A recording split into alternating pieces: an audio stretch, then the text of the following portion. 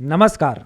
आज हम चर्चा करेंगे मराठा साम्राज्य के दो बड़े महारथियों पेशवा बाजीराव और सेनापति त्र्यंबकराव दाभाड़े के बीच गुजरात की जागीर और रेवेन्यू को लेकर हुए संघर्ष की, जो कि इतना बढ़ गया था कि कभी एक साथ मिलकर शत्रु के खिलाफ लड़ने वाले मराठों ने एक दूसरे के खिलाफ ही तलवारें तान दी थी, जिसके नतीजे में बैटल ऑफ डभोई यानी कि डभोई का युद्ध हुआ।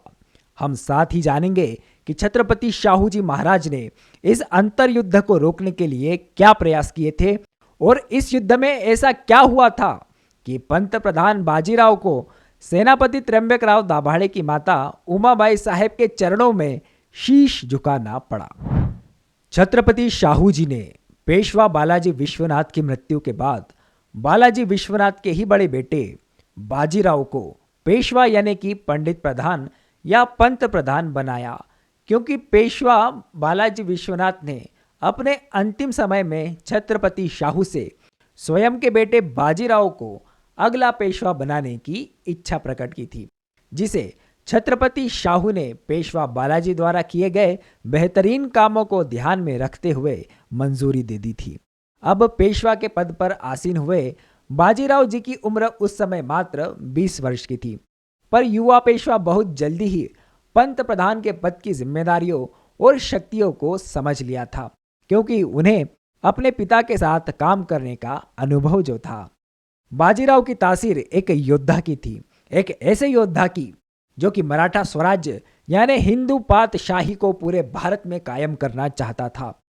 पर इस लक्ष्य को पाने में सबसे बड़ी बाधा थे मुगल, जो कि बादशाह औरंगजेब की सन 1707 में हुई मृत्यु के बाद से ही सत्ता प्राप्त करने की आपसी लड़ाइयों में ही उलझे हुए थे। वैसे आपसी टकराव तो मराठों में भी था। सतारा की गादी और कोल्हापुर की गादी के बीच मराठा साम्राज्य में अपने वर्चस्व को लेकर संघर्ष की स्थिति बन जाती थी। कई मराठा सरदार कभी सतारा के पक्ष में यानी शाहू महाराज के पक्ष में चले जाते थे, तो कभी कोल्हापुर यानी कि छत्रपति राजा राम महाराज की पत्नी ताराबाई साहेब के पक्ष में चले जाते थे। इन्हीं शक्तिशाली सरदारों में से एक थे सेनापति खंडेराव दाभाड़े, जो कि छत्रपति राजा राम महाराज के खास थे, पर बाद में ये शाहू जी महाराज की सेवा में चले गए। पेशवा बालाजी विश्वनाथ के समय से ही सेनापति खंडेराव दाभाड़े ने गुजरात के प्रांत में कई क्षेत्रों पर अपना अधिकार जमा लिया था, और सन 1725 के बाद सेनापति खंडेराव का स्वास्थ्य थोड़ा खराब रहने लगा, तो उनके पुत्र त्र्यंबकराव दाभाड़े ने सेना का नेतृत्व करने की ठानी। दाभाड़े और पेशवा ने कई मुहिमें साथ में की, और जब निजाम के खिलाफ सारे सरदार तैयारी कर रहे थे, तब सेनापति खंडेराव ने अपने पुत्र त्र्यंबकराव को भी भेजा, पर वह मालवा की तरफ मुड़ गए और वहां पर पेशवा की जागीरों से वसूली वह शुरू कर देते हैं। यहाँ हमें मराठा सरदारों की दरारें या यूं कहे फॉल्ट लाइंस दिखाई पड़ती है, जिसका फायदा उठाना उनके शत्रु निजाम को अच्छी तरह से आता था। पालखेड़ में पेशवा बाजीराव के नेतृत्व में निजाम आसफ जहां के खिलाफ हुए युद्ध में मराठों को मिली ऐतिहासिक जीत के बाद पेशवा बाजीराव का कद छत्रपति शाहू जी की नज़रों में बहुत बढ़ गया। अब छत्रपति शाहू बाजीराव पर बहुत विश्वास करने लगे, जिसके कारण उनकी निर्भरता पेशवा पर बढ़ने लगी। अब तक मराठा इतिहास में ऐसा कोई भी पेशवा नहीं हुआ था जो इतना शक्तिशाली हुआ हो, क्योंकि पहले के समय में छत्रपति के बाद प्रतिनिधि का पद महत्वपूर्ण हुआ करता था। प्रतिनिधि के अधीन ही पेशवा होते थे। पेशवा युद्ध पर तो जाते थे, पर उनका मुख्य काम एडमिनिस्ट्रेशन और नीति निर्धारण में होता था। पर पेशवा बाजीराव युद्ध और साम्राज्य के विस्तार में ज्यादा माहिर थे। इस कारण मराठा कमांडर इन चीफ यानी सेनापति दाभाड़े का कद सैन्य अभियानों में कम होने लगा। पेशवा बाजीराव की यह नीति थी कि सरदारों की स्वायत्तता कम कर दी जाए, यानी सरदारों की बड़ी बड़ी जागीरों को कम करके सत्ता के केंद्र छत्रपति या पेशवा की भागीदारी को बढ़ाया जाए, जिससे से ज़्यादा रेवेन्यू राजकोष में आ सके। पेशवा ने अन्य पुराने सरदारों की जागीरें अपने नए वफादार सरदारों को भी दी, जैसे चिमाजी अप्पा के नेतृत्व में की गई मालवा की सफल मुहिम के बाद सरदार उदाजीराव पवार की जागीरें कम कर दी गई और होलकर और सिंधिया जैसे नए उभरते हुए सरदारों को दी गई। साथ ही पेशवा बाजीराव ने स्वयं की जागीरों में भी बढ़ोतरी की। पर जब गुजरात के रेवेन्यू वसूलने की बात आई तो मामला बहुत गर्मा गया। गुजरात के क्षेत्र पर पहले से ही सरदार उदाजीराव पवार, सरदार कदम बांडे, सेनापति दाभाड़े और उनके साथी पिलाजी गायकवाड़ का दबदबा था। उन्होंने यहाँ पर कई क्षेत्र जीते थे जहाँ से वह चौथ एवं सर देशमुखी जैसे कर वसूला करते थे। सन 1726 और सन 1730 में पेशवा बाजीराव के छोटे भाई चिमाजी अप्पा ने गुजरात में हल्ले बोले।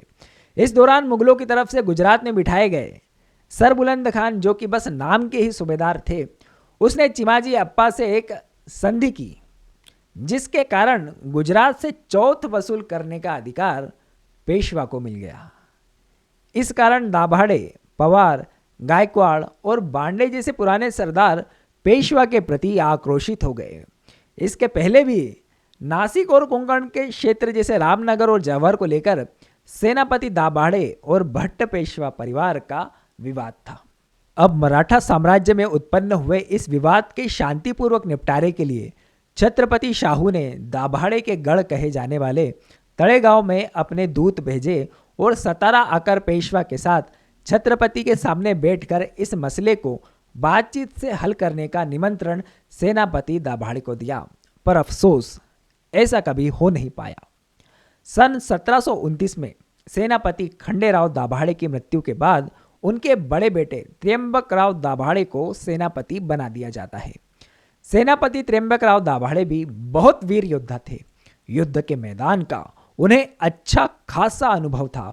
वह अपनी जागीर पर पूरा अधिकार चाहते थे।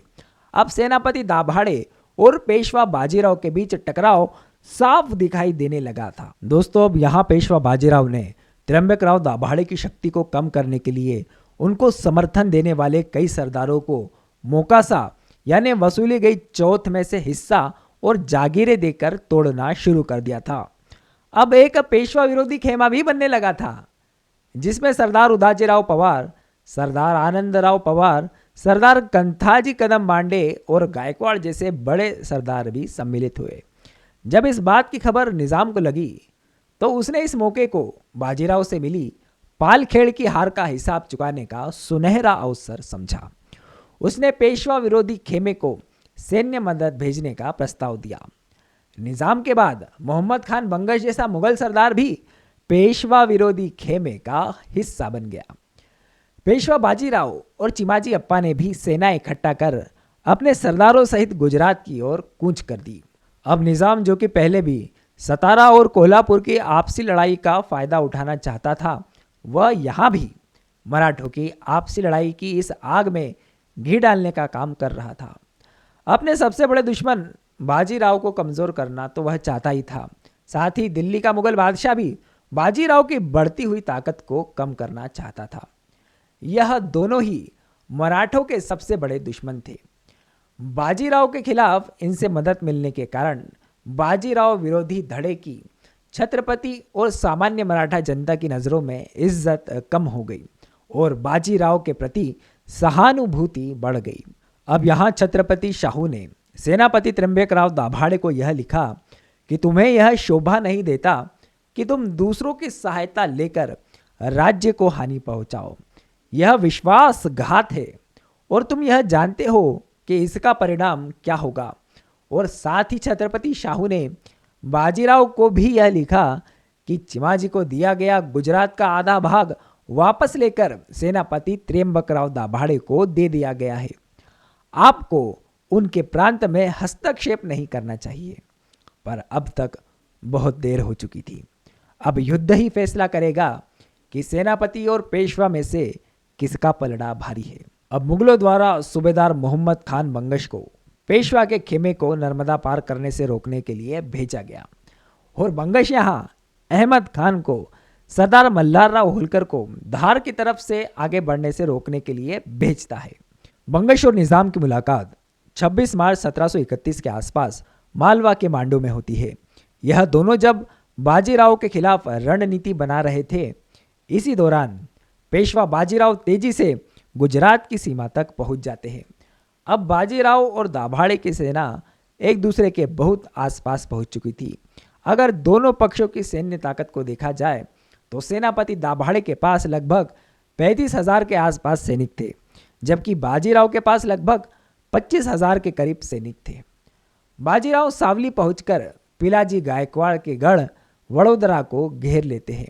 फिर बाजीराव डभोई की तरफ बढ़ते हैं, क्योंकि यह इलाका बाजीराव की रणनीति के हिसाब से ज़्यादा उपयुक्त था। सेनापति दाभाड़े भी वहां पहुंचते हैं। वह हाथी की अंबारी पर बैठकर बाजीराव को युद्ध के लिए उलाहना देते हैं, पर बाजीराव सही जगह और सही समय का इंतजार कर रहे थे। 1 अप्रैल सन 1731 में सेनापति त्र्यंबकराव दाभाड़े की सेना पर बाजीराव हमला बोल देते हैं। सेनापति दाभाड़े हाथी की अंबारी से तीरों की झड़ी लगा देते हैं। वहीं सामने बाजीराव घोड़े पर सवार, हाथ में भाला और तलवार लिए सैन्य दस्ते के साथ आक्रमण करते हुए तेजी से आगे बढ़ते हैं। बाजीराव सेनापति दाभाड़े को वीरता पूर्वक लड़ता देखकर ये कहते हैं कि इस तरह से मराठा साम्राज्य के दुश्मनों से लड़ो और छत्रपति महाराज को खुश करो। मैं इस युद्ध को यहीं रोककर आपसे मिलने को तैयार हूं। पर दोस्तों, इस युद्ध को इस तरह से रोका नहीं जा सकता था। बाजीराव की सेना भी बड़ी तेजी से विरोधी पक्ष पर हमला बोल रही थी। सेनापति दाभाड़े के ज्यादातर सैनिक घायल होकर थोड़ा पीछे हट गए थे, पर शौर्य के ताप में सेनापति त्र्यंबकराव दाभाड़े सिर्फ 5,000 सैनिकों को साथ लिए ही आगे बढ़े चले जा रहे थे। पर तभी एक गोली दंदनाती हुई सेनापति के मस्तक को भेद देती है और सेनापति त्र्यंबक वहीं पर वीरगति को प्राप्त हो जाते हैं। इस युद्ध में उनके खेमे के मालोजी पवार और जीवाजी दाभाड़े जैसे सरदार भी वीरगति को प्राप्त हो जाते हैं। पिलाजी गायकवाड़ के बेटे भी इस युद्ध में काम आ जाते हैं। वहीं सरदार उदाजीराव पवार को गिरफ्तार कर लिया जाता है। युद्ध के क्षेत्र से सरदार बांडे गायकवाड़ और आनंदराव पवार जी सुरक्षित निकलकर चले जाते हैं। पर अब यहाँ निजाम युद्ध के क्षेत्र से दक्कन लौट रहे बाजीराव जी के सैनिकों का पीछा करता है और वह उन्हें लूट कर मारना चाहता था, पर बाजीराव और उसके सैनिकों की गति बहुत तेज थी। निजाम हाथ मलते रह जाता है। इस युद्ध की समाप्ति के बाद दाभाड़े परिवार के बंधु यशवंतराव और बाबूराव सतारा तक आते हैं। तब छत्रपति शाहू उन्हें सांत्वना देते हैं। शाहू महाराज युद्ध में वीरगति को प्राप्त हुए त्र्यंबकराव दाभाड़े जी की माता उमाबाई साहेब से मिलने तड़ेगांव पेशवा बाजीराव को साथ लेकर जाते हैं और वहां उमाबाई साहेब के हाथ में तलवार देकर बाजीराव को उनके चरणों में शीश झुकाने के लिए कहते हैं। पर गंगा यमुना में इतना पानी बह चुका था कि आगे चलकर भी सेनापति दाभाड़े घराने और भट्ट पेशवा घराने की कड़वाहटें एक दूसरे के प्रति कम नहीं होती। छत्रपति द्वारा गुजरात का आधा हिस्सा यानी कि मोकासा दाभाड़े परिवार को पुनः बहाल कर दिया जाता है। साथ ही यशवंतराव दाभाड़े को सेनापति और बाबूराव दाभाड़े को सेना खास खेल की पदवी दी जाती है। अब आने वाले वर्षों के इतिहास में हम देखते हैं कि उमाबाई साहेब ने ही सेनापति के तौर पर सेना का नेतृत्व किया। उन्हें मराठा साम्राज्य की वीमेन कमांडर इन चीफ यानी कि महिला सेनापति का दुर्लभ दर्जा प्राप्त हुआ। पेशवा बाजीराव के पुत्र नाना साहेब के समय भी सेनापति उमाबाई दाभाड़े से उनका संघर्ष हुआ, जिसके बाद गुजरात की जागीरें उनकी जब्त कर ली गई और बाद में दाभाड़े का साथ छोड़ने के वादे पर ही गुजरात की जागीरें सरदार दामाजी गायकवाड़ को दे दी गई। तो दर्शकों और श्रोताओं, पेशवा बाजीराव के समय का यह एक महत्वपूर्ण वृत्तांत था। अगर आप और ऐतिहासिक जानकारी चाहते हो देखना या सुनना, तो हमारे चैनल मालवा डायरी हिस्ट्री को सब्सक्राइब ज़रूर कीजिएगा। धन्यवाद।